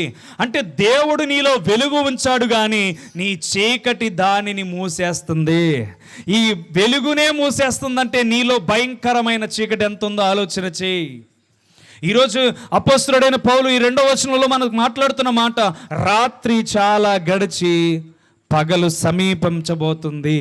అంటే దేవుని రాకడకు ర్యాప్చర్ అంటే మేఘాల మీదకి దేవుడు వచ్చి పరిశుద్ధులందరినీ తీసుకుపోతున్నాడు. 1000 ఏండ్ల పాలన జరగబోతుంది. కాబట్టి ఇప్పుడు మనం ఏం చేయాలంటే వెలుగు సంబంధులుగా మనము మార్చబడాలి. అందుకని యుద్ధోపకరణములను ధరించుకోవాలని చెప్తున్నాడు. యుద్ధోపకరణములు అంటే ఈ లోకంలో చెడ్డమైన క్రియలను మనం ఎదిరించడానికి తేజో సంబంధమైన యుద్ధోపకరణములను ధరించుకోవాలంటే మనము వెలుగు సంబంధులమై ఉండాలి. తేజో అంటే వెలుగే కదా. కాబట్టి వెలుగుమయముగా మన జీవితాలు మార్చబడాలి. ఈ రాకడ సమయంలో మొట్టమొదట మనం చేయవలసింది ఏంటో తెలుసా? కాలమును గుర్తించుకోవాలి. జరుగుతున్న కాలమును గుర్తించుకోగలిగితే నీ నోటంట అపవిత్రమైన మాట కాదు కదా, మాట్లాడడానికి కూడా ఆలోచన భయం పుట్టిస్తుంది. ఎందుకని? అంత భయంకరమైన లోకంలోనికి పాపం చేయబోయే వారు వెళ్ళబోతున్నారు. అంత భయంకరమైన లోకంలోనికి పాపాన్ని ఎలా అయితే ఈరోజు మోసుకుంటున్నారో వారు మరణంలో నుండి తీర్పులోనికి వెళ్ళబోతున్నారు. మరణంలో నుండి జీవంలోనికి కాదు. ఎవరైతే మరణంలోనికి జీవంలోనికి రావాలనుకున్నారో ఇదిగో యుద్ధోపకరణం ధరించుకోవాలంటే తేజో ఈ యుద్ధోపకరణం ధరించుకోవాలి. అంటే ఈ లోకమన్ సంబంధమైన వాటిని విసర్జించాలి. విసర్జించగలుగుతున్నామా? ఎంతమంది విసర్జించగలుగుతున్నారు? విసర్జించగలగలేము. ఎవరైనా చెప్తున్నాను, విసర్జించగలగాలంటే మనము చేయవలసింది దేవుని శక్తిని ధరించుకోవాలి. దేవుని శక్తిని ధరించుకున్నప్పుడే మనలో విసర్జన అనేది వస్తుంది. భూ సంబంధమైన వాటి మీద మనకి ఎందుకు లేరా ఈ భూ సంబంధమైన వాటి అని చెప్పి మనకి దేవుడే తలంతనిస్తాడు. అందుకని రాత్రి గడిచి చాలా దినాలయ్యిందంట. ఇప్పుడు పగలు సమీపముగా ఉంది. మనం పగటి వారిమై ఉన్నాము. అర్థమవుతుందా? మనము వెలుగు సంబంధులమై ఉన్నాం. ప్రతి దానికి సమయం ఉంది. దేవుడు కాలాన్ని పెట్టాడు. ఈరోజు నువ్వు తెలుసుకోవాల్సింది ఏంటో తెలుసా? తండ్రులే దూరమైన, కుటుంబమే వేరు చేసిన, మనల్ని ఎంత బలహీనతలో ఇబ్బందులు పెట్టినా, ఎన్ని కఠినమైన శ్రమలు మనలోనికి వచ్చినా, భార్యాభర్తల మధ్యన తగాదాలే వచ్చినా, కుటుంబ సభ్యులే మనకి వ్యతిరేకంగా మారిపోయినా నువ్వు తేజో సంబంధమైన యుద్ధోపకరణం ధరించుకోవాలి. అర్థమవుతుందా? ఎక్కడికి వెళ్తాం? ఎక్కడికి వెళ్ళాం. మన ఆత్మ మాత్రం వెళ్తుంది. మన శరీరం వారం రోజుల తర్వాత తీస్తే దాన్ని పట్టుకున్న వాళ్ళే, పెట్టు మోసిన వాళ్ళే దాన్ని తీయడానికి కూడా పరుగులు పెట్టేస్తారు. ఎందుకని? మన ముక్కులంట పురుగులు, మన చెవులంట పురుగులు, మన కళ్ళంట పురుగులు, మన పుర్రంతా పురుగులు. మన దగ్గర నిలబడ్డానికే అనేక మంది పారిపోతారు. అలాంటి భయంకరమైన వాసనతో మన దేహం కంపు కొడుతుంది. అంటే ఇక్కడ చెప్తున్న మాట ఏంటంటే మీరు అంధకార సంబంధమైన క్రియలను విసర్జించండి. అంటే ఇవి ఏం చేస్తాయంటే మన దేహానికి కుళ్ళును తీసుకువస్తాయి, మన దేహానికి మహిమను తీసుకురా. ఇవన్నీ కుళ్ళుకు సంబంధించిన అంధకార స్థితులు. కాబట్టి ఈరోజు మనం తెలుసుకోవాల్సింది ఏంటంటే ఈ 2 వచనాల ద్వారా అపోస్తలుడైన పౌలు చెప్తున్న మాట, మొట్టమొదట కాలమును మనం గుర్తించాలి. యేసుక్రీస్తు చెప్పిన కార్యాలు జరుగుతున్నాయా, జరగట్లేదా? నెంబర్ 2, యేసుక్రీస్తు మనకి చెప్పిన ప్రతి విధానం నెరవేర్చబడుతుందా, నెరవేర్చబడట్లేదా అని గుర్తించుకోండి. ఎందుకు కాలమును గుర్తించాలి? జరుగుతున్న విషయాలను చూడండి. జరిగిపోయినవన్నీ యేసుక్రీస్తు చెప్పినట్లుగా జరిగిపోయినాయి. ఇప్పుడు జరగబోతున్నవి కూడా యేసుక్రీస్తు చెప్పినట్లుగానే జరగబోతున్నాయి. కాలమును గుర్తిస్తే యూదులకు మొత్తుకున్నట్లుగా మనము మొత్తుకోగలుగుతున్నాం కనుక, వాక్యాన్ని వినగలుగుతున్నాం కనుక, దాని ప్రకారం నడవగలిగితే, చూడండి చెప్పిన మాట యోహాను 5:24 చెప్పాడు. ఏం చెప్పాడు? చూడమ్మా మాట నా మాట విని నన్ను పంపిన వాని యందు విశ్వాసముంచువాడు నిత్య జీవము గలవాడు, వాడు తీర్పులోనికి రాక మరణములో నుండి జీవములోనికి ప్రాటి ఉన్నాడు. అర్థమవుతుందా? పరిశుద్ధమైన దేవుని వాక్యం మనకు ఊరికే మాట్లాడట్లా. ఈరోజు ఈ జీవితాన్ని గుర్తించాలి. పోగొట్టుకుంటే ఏది తిరిగి రాదు. చిటికిలో ప్రాణం పోతున్న రోజులు. వాడు కూర్చుని పడిపోతున్నాడు, నిలబడి పడిపోతున్నాడు. వాడికి ఎందుకు హార్ట్ అటాక్ వస్తుందో, ఎందుకు పడిపోతున్నాడో తెలియదు. వాడు మరణానికి దాసుడైపోతున్నాడు. ఈరోజు మనకు అన్నీ బాగున్నాయి అనుకుంటే చాలా కష్టం. ఏ సమయమందు ఏదొచ్చి మనల్ని మృంగేయబోతుందో మృత్యువు తెలియదు. ఆ మృత్యువు మృంగేలోపు మరణములో నుండి జీవంలోనికి వచ్చుదుముగాక.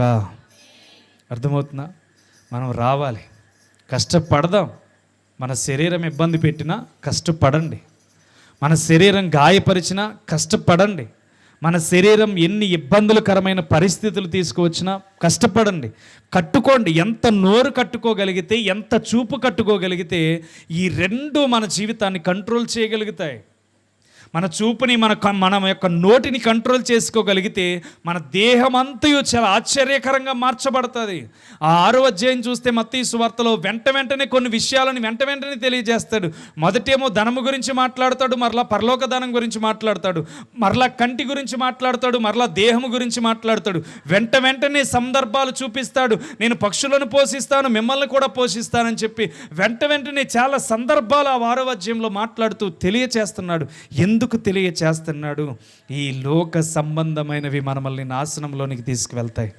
కాబట్టి ఒకటే చెప్పగలను, మీకు చేతులెత్తి ఒకటి చెప్పగలను, దేవుడు త్వరలో రానే ఉన్నాడు. అది 5 సంవత్సరాల 10 సంవత్సరాల అని వ్యత్యాసం పెట్టుకోవద్దు. దేవుని రాకడ విషయం చాలా దగ్గర పడుతుంది. బాప్తీసం పొందని వారు బాప్తీసం పొందండి. బాప్తీసం పొందలేదు, నా ఇష్టం అనుకుంటే తీర్పులోనికి వెళ్ళండి. కానీ ఒక్కటి మాత్రం చెప్పగలను, క్రీస్తు రాకడకు కాలము చాలా సమీపముగా ఉంది. దేవుడు ప్రతి ఒక్కరికి మెలకువనిస్తున్నాడు. ప్రార్థన చేసే ప్రతి ఒక్కరికి మెలకువనిస్తాడు. ఒకవేళ నీవు ప్రార్థనతో లేవంటే నువ్వు నిద్రమత్తులో ఉన్నట్టే. ఈరోజు దేవుడు సెలవిస్తున్న మాట, కాలము నెరగవలసిన పరిస్థితులు వచ్చేసినాయి. ఈరోజు యావత్ ప్రపంచానికి యుద్ధం జరుగుతుందని దేవుడు తెలియజేస్తున్నాడు. అంటే దేవుడు తెలియచేసిన విధానంలో అక్కడక్కడ యుద్ధాలు జరుగుతాయి అన్నాడు. అదొక ప్రవచనం ఈరోజు నెరవేరిపోయింది కనుక ఇంకా జరగబోతున్న యుద్ధాలు భయంకరంగా జరగబోతున్నాయి. కరువులు కూడా వచ్చేసినాయి. అనేకుల ప్రేమ సల్లారిపోయింది. ఈరోజు భర్తని, భార్య, బిడ్డల్ని చూడండి, స్కూటీ మీద వెళ్తూ చంటి పిల్లని విడిచిపెట్టి రోడ్డు మీద వెళ్ళిపోతుంది. ఆ వీడియో మీరు చూసారో లేదో? అర్థమవుతుందా? స్కూటీ మీద వెళ్తూ వెనకాల ఒక బాబుని ఎక్కించుకుంది, డిక్కీలో ఎదరో ఒక బిడ్డని ఎక్కించుకుంది. ఎవరో చూడట్లేదని నడి రోడ్డు మీద ఆ డివైడర్ దగ్గర విడిచిపెట్టి వెళ్ళిపోతుంది. ఎంత భయంకరమైన రోజులు! ఎంతమంది కేకేసిన స్కూటీ పాస్ట్ మీద వెళ్ళిపోయింది. ఏం జరుగుతుందంటే అనేకుల ప్రేమ చల్లారిపోయింది. ఎందుకు ఇవన్నీ ఘోరాతి ఘోరంగా జరుగుతున్నాయి? దేవుడు చెప్పాడు, నేను వస్తున్నాను, నా బిడ్డలైన వారిని ఆకాశం దాకా వచ్చి ఆ ర్యాప్చర్ జరుగుతుంది. ఆ కొన నుండి ఈ కొన వరకు నక్షత్రములు కదిలించబడతాయి, మేఘాలు కదిలించబడతాయి, రకరకాల విషయాలు ఆకాశంలో కనబడతాయి. ఇవన్నీ ఎందుకంటే మరణములో నుండి జీవంలోనికి వచ్చిన వారిని మాత్రమే తీసుకువెళ్ళడానికి. మరణంలో నుండి జీవంలోనికి వచ్చిన వారిని మాత్రమే తీసుకువెళ్ళడానికి. అంధకార సంబంధమైన విషయాలను విడిచిపెట్టేసి, అంధకారమైన ఆలోచనలను విడిచిపెట్టేసి, తేజో సంబంధమైన యుద్ధోపకరణములను ఎవరైతే ధరించుకున్నారో వారందరినీ ఏరుకుని వెళ్ళడానికి దూతలకు దేవుడు ఆజ్ఞాపించే రోజు త్వరలో రాబోతుంది. ఒకవేళ అందులో నువ్వు లేకపోతే నేనేం చెప్పను, పరలోకమందు దేవుడు తీర్పు తీరుస్తాడు. శ్రమల పాలు అయ్యే కంటే ఇక్కడ శ్రమలు అనుభవిస్తూ పరలోక పట్టణం కొరకు ఎదురు చూడండి. అలా ఎదురు చూసినప్పుడు దేవుడు నిన్ను నన్ను కాపాడుతాడు. ఇక్కడి నుంచి మనం రాకడ విషయాలు నేర్చుకోబోతున్నాం, రాకడ విషయాల గురించే మాట్లాడబోతున్నాం. దేవుడు మనల్ని ధైర్యపరిచే వాక్కునే విడుదల చేయబోతున్నాడు. భయపెట్టడానికి ఈ వాక్కులు కాదు, కానీ మనల్ని మెలకువలోనికి తీసుకువెళ్ళడానికి ఈ వాక్కులు. కాబట్టి ఎవ్వరూ భయపడద్దు. పరలోకమందున్న దేవుడు నిన్ను నన్ను క్షమించడానికి ఎదురు చూస్తున్నాడు, నిన్ను నన్ను మన్నించడానికి ఎదురు చూస్తున్నాడు. ఈరోజు అయ్యబాబోయ్ దేవుడు వస్తే ఇంత భయంకరమైన పరిస్థితి ఉంటుందా అని ఆలోచన చేయొద్దు. అది ఎంత భయంకరమైన పరిస్థితుల్లో రాబోయే దినాల్లో మీకు చెప్పబోతున్నాను. ఇప్పుడు మాత్రం దేవుడు సమయం ఇచ్చాడు. ఆ సమయాన్ని మీరు తెలుసుకొని జీవములోనికి ప్రవేశించే రీతిగా మన స్వభావాన్ని మార్చుకుందాం.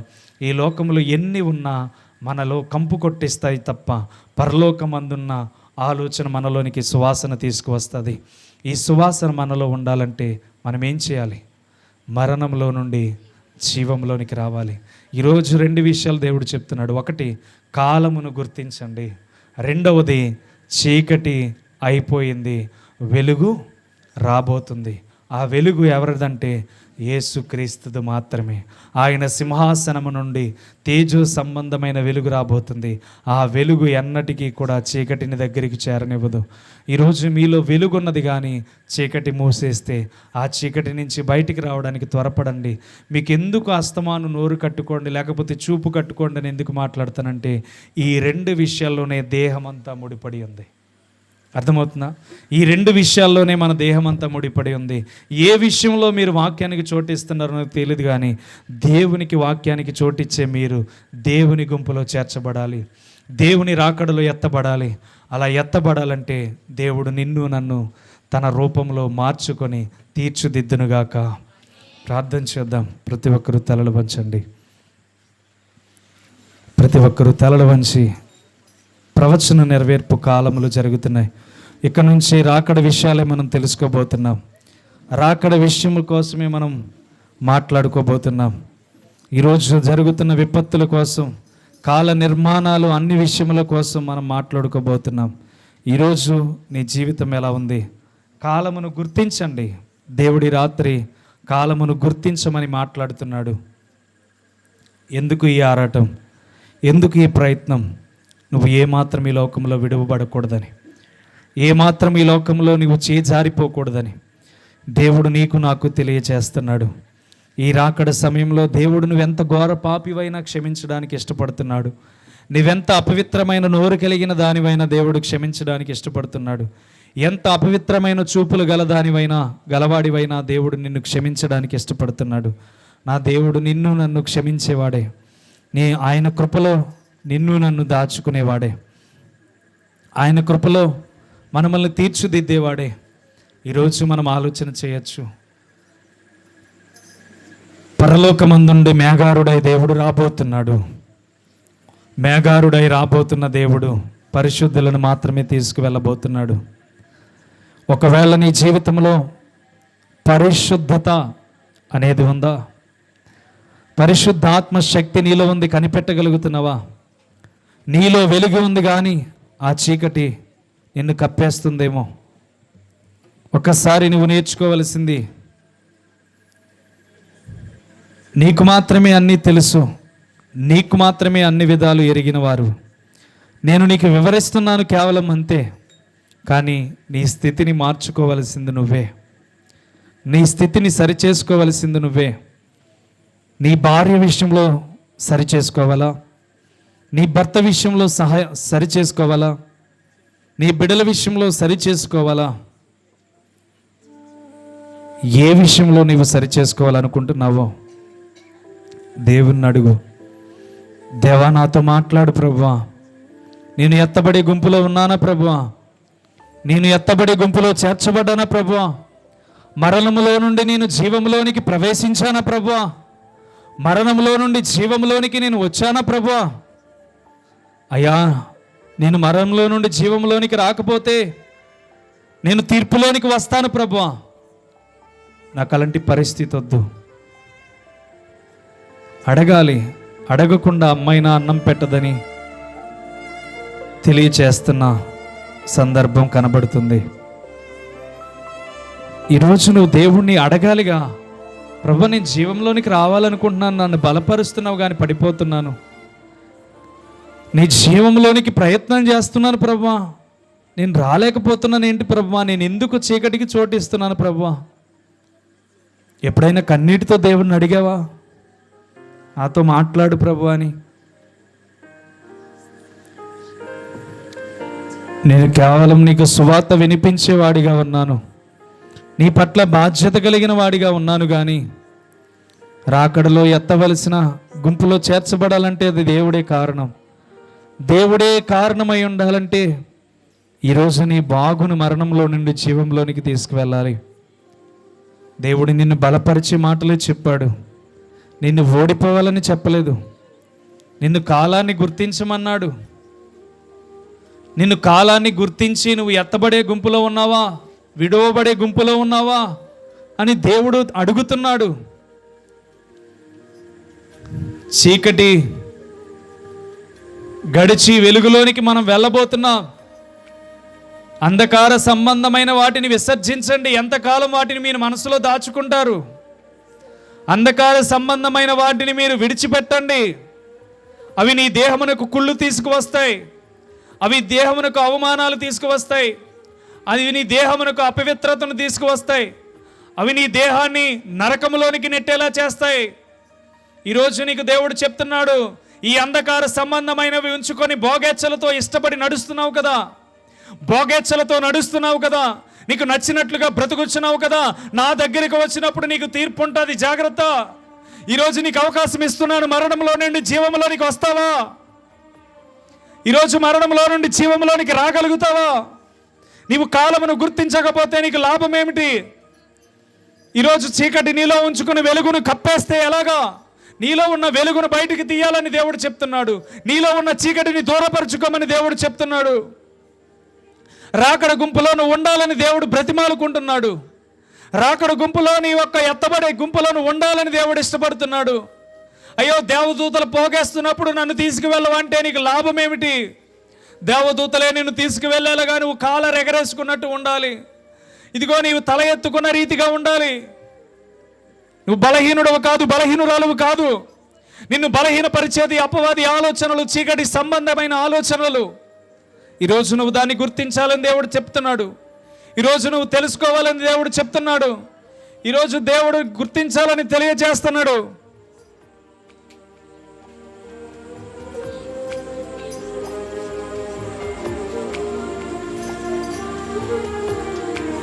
అడగగలుగుతున్నావా? కేవలం ఎందుకు దేవుడు నీతో మాట్లాడుతున్నాడు? నీ స్థితి మారట్లేదేమో, నీ బిహేవియర్ మారట్లేదేమో, నీ పద్ధతి మారట్లేదేమో. నువ్వు మారే వరకు దేవుడు ఇలాగే తెలియజేస్తూ ఉంటాడు. బలపడండి, బలపడండి, కాలమును గుర్తించండి. ఈ భయంకరమైన రోజుల్లో గుర్తించండి. ఈ భయంకరమైన రోజుల్లో నిన్ను నువ్వు రక్షించుకో. నీ కుటుంబం విషయం కాదు, నీ భర్త విషయం కాదు, నీ భార్య విషయం కాదు, నీ బిడ్డల విషయం కాదు. నువ్వు రక్షించబడ్డావా? నీ జీవితంలో వెలుగు ఉందా, చీకటి ఉందా? మరణంలో నుండి జీవంలోనికి నువ్వు ప్రవేశించావా లేదా? ఇంకా దేవుడు తెలియజేస్తున్నాడు ఈ రాత్రి. నువ్వు గుర్తించగలిగితే నువ్వు రక్షించబడతావు. కేవలం ఒక బోధకుడిగా, సేవకుడిగా నీకు వర్తమానము దేవుడు మాట్లాడింప చేస్తాడు. అయితే సరిచేసుకోవలసిన జీవితం నీ చేతిలో ఉంది, సరిచేసుకోవలసిన మార్గం నీలో ఉంది. దేవుడు చాలాసార్లు అడిగాడుగా నిన్ను, దేవుడు చాలాసార్లు బ్రతిమాలాడుగా నిన్ను, దేవుడు చాలాసార్లు నిన్ను నువ్వు సరిచేసుకోమని, నీ పరిస్థితిని మార్చుకోమని, నీ నోటి మాటను, నీ చూపును, నీ ప్రవర్తనను మార్చుకోమని దేవుడు ఎన్నిసార్లు తెలియజేశాడు. ఈరోజు నువ్వు గుర్తించు, నా యేసయ్య నీతో మాట్లాడుతున్నాడు.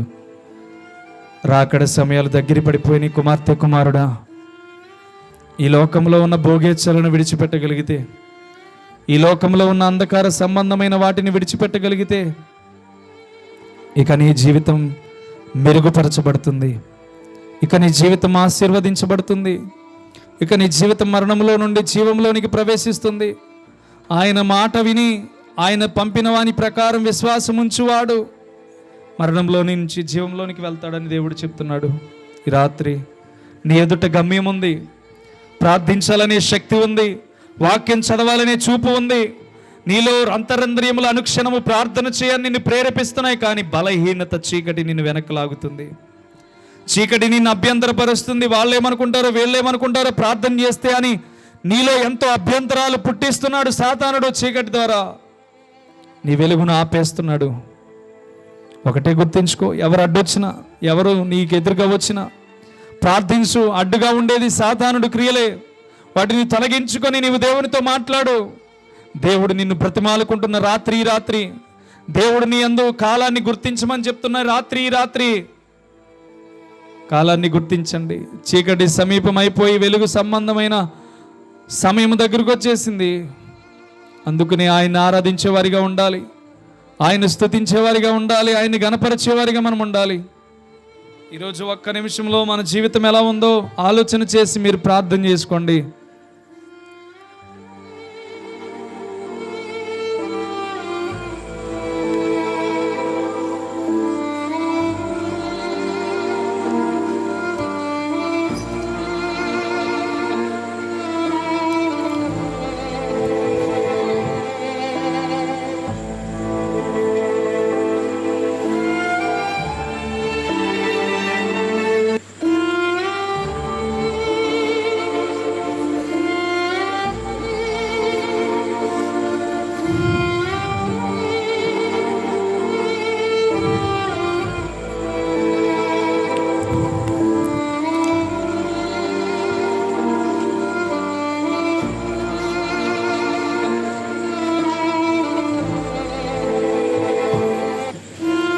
మహాపరిశుద్ధుడైన తండ్రి, కృపగలిగిన తండ్రి, సర్వశక్తిమంతుడా, నీకే స్తుతులు చెల్లిస్తున్నాము తండ్రి.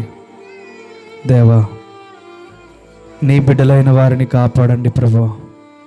వాళ్ళు భక్తిలో ఉన్నామనుకుని మోసపోతున్నారు తండ్రి. నేను చక్కగా ఉన్నానులే నాకేంటి అని మోసపోతున్నారు తండ్రి. నాకేంటి, దేవునితో అనుదినము మాట్లాడుకుంటున్నానని మోసపోతున్నారు తండ్రి. నేనేంటి, అనేకమైన ప్రార్థనలకు వెళ్తున్నాను, వాక్యం వినగలుగుతున్నాను, ప్రార్థనలో ఏకీభవిస్తున్నాను, నోరును కట్టుకుంటున్నానని మోసపోతున్నారు తండ్రి. పరిశుద్ధుడా, నీ అందు నిలకడగా నిలబడి ఎంతో పరిశుద్ధత లేకపోతే కానీ పరలోకంలో ప్రవేశించలే, ఎంతో పరిపూర్ణ మనస్సు లేకపోతే గనక పరలోకంలో ప్రవేశించలేవు. అందరూ పరలోకంలో ఉన్నానని మోసపరుస్తున్న చీకటిని లయపరచండి అయ్యా. ఇదిగో పరలోకంలో మీరు ఉన్నారని చెప్పి మోసం చేసే చీకటి శక్తులను యేసు నామములో బంధించండి అయ్యా. వెలుగు సంబంధులు కాని బిడ్డలు నజరేయుడైన యేసు నామములో మార్చబడుదురుగాక. యేసుక్రీస్తు నామములో చీకటి బిడ్డల నుంచి దూరం అయిపోవునుగాక. యేసుక్రీస్తు నామములో ప్రతి అపవిత్రమైన శక్తులు యేసు నామములో లయపరచబడునుగాక. నజరేయుడైన యేసు నామములో వీరి కుటుంబాల మీద ఉన్న కీడి లయమైపోవునుగాక. వీరిని ప్రార్థనలు చేయకుండా అడ్డుకునే శక్తి చీకటి బలమును యేసు నామములో ఇప్పుడే బలహీనముగా మార్చబడునుగాక. దేవానికి వందనాలు తండ్రి. వెలుగు సంబంధులుగా బిడ్డల్ని బలపరచండి. యేసు నామములో వీరి జీవితాల్లో కార్యములు జరుగునుగాకని ప్రార్థిస్తున్నా. దేవా, కృప విడుదల చేయండి తండ్రి. నీ కృప విడుదల చేయండి ప్రభువా. నజరేయుడైన యేసు నామములో నీ కృప విడుదలవునుగాకని ప్రార్థిస్తున్నా. దేవా, ప్రార్థన చేయాలనుకుంటున్నారు కానీ బలహీనులు అవుతున్నారు. మోకరించాలని చాలాసార్లు ఆలోచన చేస్తున్నారు కొంతమంది, కానీ మోకరించలేక బలహీనులైపోతున్నారు. 2 నిమిషాలు 3 నిమిషాలు ప్రార్థన చేసేటప్పటికి నేను ఎక్కువ చేశానని భ్రమపడుతూ మిమ్మల్ని మోసం చేస్తున్నాడు సాతానుడు. 5 నిమిషాలు చేసేటప్పటికి మిమ్మల్ని మోసం చేస్తున్నాడు సాతానుడు. ఇదిగో మీకు నిద్రవత్తును తీసుకువచ్చేది సాతాను. నువ్వు ఎక్కువసేపు ప్రార్థన చేసావని చెప్పేవాడు సాతాను. నువ్వు ఎక్కువసేపు ప్రార్థన చేస్తున్నావని చెప్పి నిన్ను భ్రమపరిచేవాడు సాతాను. ఏమి చేస్తావులే ప్రార్థన, అస్తమాటు చేసేదే కదా అని చెప్పేవాడు సాతానుడు. మీలో చాలామంది ఈ రీతిగానే బలహీనులైపోతున్నారు. ఈ రీతిగానే మీలో చాలామంది నశించిపోతున్నారు. అలాంటి ఆలోచన తీసివేయండి. దేవుని ఆత్మ మీ మీద ఉన్నప్పుడు ఎంతగానో ప్రార్థన చేయాలని నేర్పించేవాడు పరిశుద్ధాత్ముడై ఉన్నాడు. ఎంతగానో మరింత బలముతో ప్రార్థన చేయని పురుకొల్పించేవాడు దేవుడై ఉన్నాడు. ఆయన కృప మీ మీద మెండుగా దిగి వస్తుంది కనుక పరిశుద్ధాత్ముడాని బిడ్డల్ని కనికరించండి. అయ్యా నీ కృపలో బలపరచండి ప్రభు. ప్రార్థన యోధులుగా నజరేయుడైన యేసు నామములో మార్చండి. వీరి కుటుంబాలకు వీరే కంచెగా వేసుకునే ప్రార్థన వీరికి దయచేయండి. వీరి హృదయ లోతుల్లో అద్భుతమైన కార్యములు చూపించండి. అయ్యా దర్శనములతో బిడ్డల్ని నింపండి ప్రభు. ఆత్మ బలముతో బిడ్డల్ని నింపండి ప్రభు. ఆత్మశక్తితో బిడ్డల్ని నింపండి ప్రభు. అయ్యా కాలమును గుర్తించే కృప యేసు నామములో కలుగునుగాక. అక్రమం విస్తరించుండగా ప్రేమ చల్లారకుండా నీ బిడ్డల్ని కాపాడండి. భార్య భర్తల మధ్యన సమాధానం దయచేయండి. తల్లిదండ్రుల బిడ్డల మధ్యన సమాధానం దయచేయండి. అయ్యా ఇదిగో తండ్రి, ఇదిగో కొట్టుకుంటానికి ప్రేరేపించే ఆత్మ యేసు నామములో లయపరచబడును గాక. భర్త మాట హెచ్చను చూపించు ఆత్మ యేసు నామములో లయమైపోవును గాక. భార్య మాట హెచ్చని చూపించే ఆత్మ యేసు నామములో లయమైపోవును గాక. అయ్యా ఇంట్లో ఒకరి మాట ఒకరికి సమాధానం కలుగ చేయనుగాక. భార్య భర్తల మధ్యన సమాధానం కలిగిన మాటలు వచ్చునుగాక. దేవా కృపతో దీవించి ఆశీర్వదించి బలపరచండి. ఇదిగో చిన్న సంఘముగా ప్రతి వ్రతదిన కూడిక రోజున తండ్రి బిడ్డల్ని బలపరచునని వాక్యములను బట్టి అయ్యా ఇదిగో కాలమును గుర్తించే వారముగా ఈ బిడ్డలతో మాట్లాడుకున్నావు గనుక, అయ్యా చీకటి నుంచి వెలుగులోనికి రావాలని బిడ్డలతో మాట్లాడుకున్నావు గనుక పరిశుద్ధాత్ముడా నీ బిడ్డల్ని ధైర్యపరచండి. గత వారం నీవు చెప్పినట్లుగా బిడ్డలు శక్తిని ధరించుకొని కాలమును గుర్తించే కృపను మరణములో నుండి జీవములోనికి వచ్చుదురుగాకని ప్రార్థిస్తున్నాను.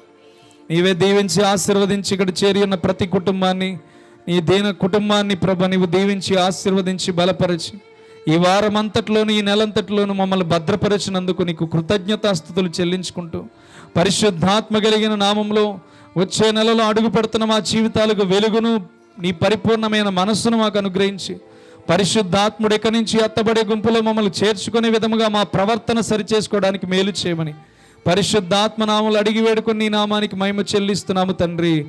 Amen, amen, amen. మన తండ్రి అయిన ప్రేమయు కుమారుడైన యేసుక్రీస్తు కృపయు ఇప్పుడును ఎల్లప్పుడూను రాకడ విషయంలో మన కుటుంబాలను మనమును ఎత్తబడే గుంపులో తన కృప మనకు విడుదల చేయనుగాక. Amen, amen, amen. అందరికీ వందనాలమ్మా. దేవాయి పలహారం తెచ్చిన బిడ్డలను దీవించండి, ఆశీర్వదించండి. తినుచున్న బిడ్డలకు శరీర బలాన్ని, మంచి ఆరోగ్యమును దయచండి. రక్తంలో లిఖితమవుతున్న తండ్రి యొక్క బలాన్ని వారు శక్తివంతులుగా మార్చబడే ఆహారముగా మార్చమని యేసు నామమున అడుగుచున్నాను.